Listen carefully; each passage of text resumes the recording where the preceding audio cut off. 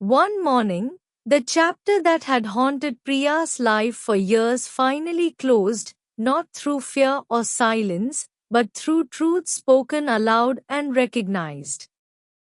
The case she had once been too afraid to pursue stood openly in court, supported by evidence she had preserved quietly over time, medical records, saved messages, witness accounts, and proof of sustained intimidation that could no longer be dismissed or ignored.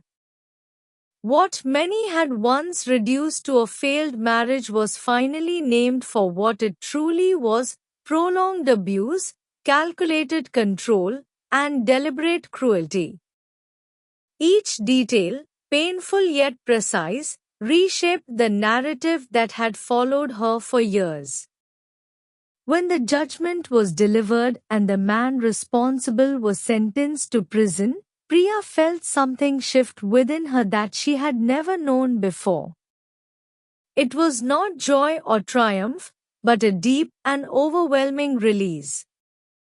A weight she had carried silently for years loosened, and for the first time, justice stood firmly beside her. Rahul remained with her throughout, holding her hand as emotions overtook her, not trembling from fear, but from the power of being believed. He reminded her gently that none of what she endured diminished her worth, and that her strength was not defined only by survival, but by the courage it took to seek truth.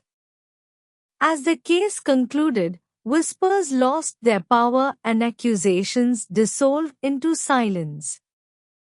The truth no longer existed in fragments or shadows. Their home felt different afterward, lighter and calmer, no longer burdened by uncertainty or vigilance. The past no longer threatened their present, it stood behind them as proof of resilience and endurance.